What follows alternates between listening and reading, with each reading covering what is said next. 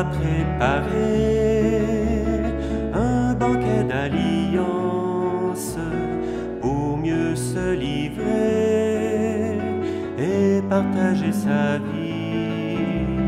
Va sur la grande route, inviter les passants, les fils aînés ou prodigues, tous sont aimés de lui. Viens, le repas des noces est prêt, viens célébrer la vie. Sans argent et sans rien payer, c'est Dieu qui te convie. Bonjour, bienvenue à toi aujourd'hui. Viens, le repas des noces est prêt. C'est ce qu'on vient de chanter. C'est merveilleux, hein, ce chant-là. Et en passant, il est à la page 453 dans le cahier rouge, si tu as encore tes cahiers de chant. Sinon, tu peux l'écouter sur une des plateformes à partir de Google, YouTube. Tu demandes simplement « Viens, le repas des noces est prêt » de la famille Myriam. Le repas des noces est prêt et Dieu a préparé ta place. Voilà la bonne nouvelle. Imagine-toi si toi tu étais invité à un repas de fête exceptionnel. Tu es heureux, heureuse, honoré d'être invité. Tu notes sur ton calendrier la date de cet événement. Tu mets d'autres rendez-vous, mais toujours autour de cette date-là. Et plus la date approche, plus tu te prépares, plus ton enthousiasme grandit. Tu vas peut-être même préparer ton linge d'avance. Puis si tu es au Québec, tu commences à regarder la température pour voir s'il n'y aura pas une tempête de neige, puis tu ne seras pas obligé de partir avant. Tu as la joie d'aller à une fête où tu as été invité personnellement. Et c'est ça que Dieu fait pour chacun d'entre nous, le grand banquet du ciel. Mais déjà, ce banquet, il nous est offert sur la terre. Et écoute bien, viens, le repas des noces est prêt, viens célébrer la vie sans argent et sans rien payer. C'est Dieu qui te convie. Eh bien, dans l'Évangile, il arrive exactement le contraire. Dieu invite et les gens sont occupés. Les gens sont occupés, ils poursuivent leurs projets, ils poursuivent leurs activités. On n'a pas le temps. On ne les accusera pas, parce que des fois, nous autres, on fait exactement la même chose. Est-ce qu'on a le temps pour prier à tous les jours? Bien, on a trop d'activités.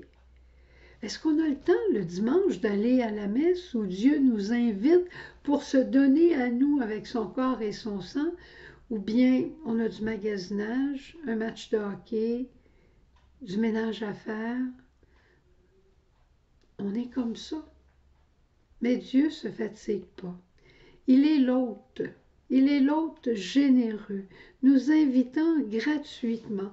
Et preuve de sa gratuité, c'est qu'il va inviter, parce qu'on est trop occupé, il va inviter les pauvres, les boiteux, puis les gens marginaux qu'on appelle. Il veut se donner. Y a-t-il quelque chose de plus triste, de plus difficile que de vouloir faire un cadeau à quelqu'un qui ne veut pas l'avoir? Ou bien de faire un beau cadeau à quelqu'un, puis la personne dit, c'est pas la couleur que je voulais. Ou bien, c'est pas exactement ce que je voulais. C'est pas la sorte que j'aime. Ça fait de la peine, non? Eh bien, on peut s'imaginer le banquet que Dieu prépare pour nous en nous donnant son Fils. Puis c'est comme si ça ne nous intéresse pas à la limite. On fait tout ça. Et là, dans l'Évangile, Jésus, il dit, venez. Venez, moi je vous ai choisi un par un. Je t'ai invité toi par ton nom.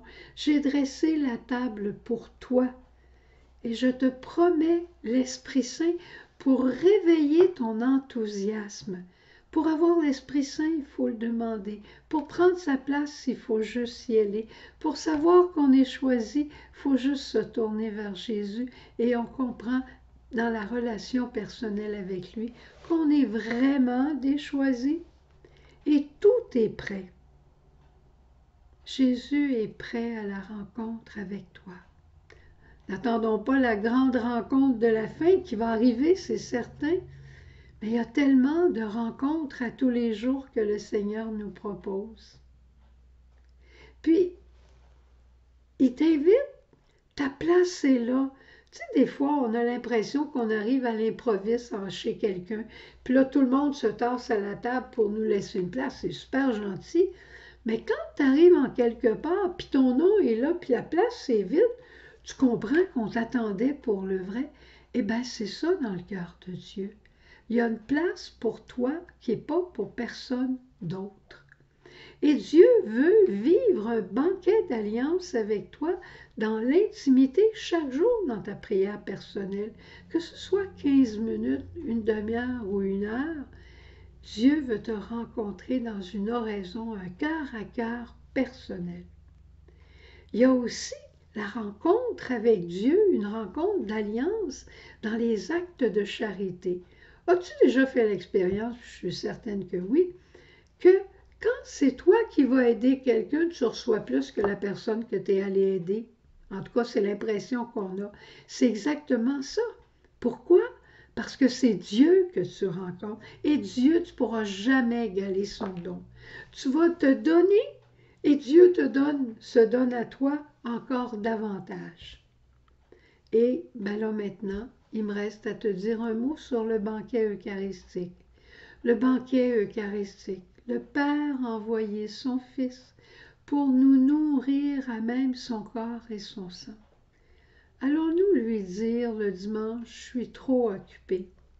Allons-nous lui dire, ben je vais t'écouter à la télévision, ça va faire pareil. Regarder des noces à télévision, puis assister au mariage, c'est pas la même chose, hein? Puis pour les grands sportifs, écouter un match à la télévision, c'est une chose. Mais être là dans l'ambiance, dans les premiers bancs en avant, dans les sections de choix, dans les loges de choix, aller à un opéra dans une loge, la meilleure, c'est pas pareil, hein? Eh bien, quand on va à l'Eucharistie, à l'Église, qu'importe l'Église, qu'importe le prêtre qui fait l'homélie, qu'importe les gens qui sont là, quand on va à la messe, qu'on reçoit le corps et le sang de Jésus, on est dans le prélude du ciel. Il s'agit juste de monter un petit peu au-dessus de nos sens et réveiller notre foi. Alors le Seigneur te dit, viens, le repas des noces est prêt, je veux te rencontrer, j'ai tout mis en place et je t'attends. Au revoir, bonne journée, bonne rencontre d'alliance, bonne rencontre de noces avec ton Dieu.